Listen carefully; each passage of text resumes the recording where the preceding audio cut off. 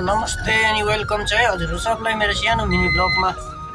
र अमर चोकबाट लेबर उठाएर अब आत्रीघाटपट्टिको उठाउन जाँदैछु। यहाँ चाहिँ बङ्गालीपाडा चोक हो, हेर्नु सक्नुहुन्छ तपाईँहरू सबले।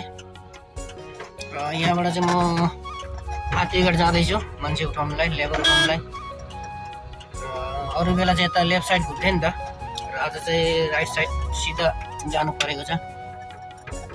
गइँदैछ लेबर उठाउनु पर्छ नि त उहाँबाट पनि, त्यसले गर्दा गइँदैछ।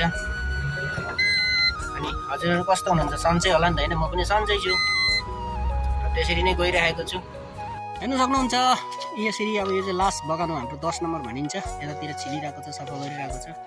यो यता पनि गरिरहेको छ मान्छेहरू सबले होइन।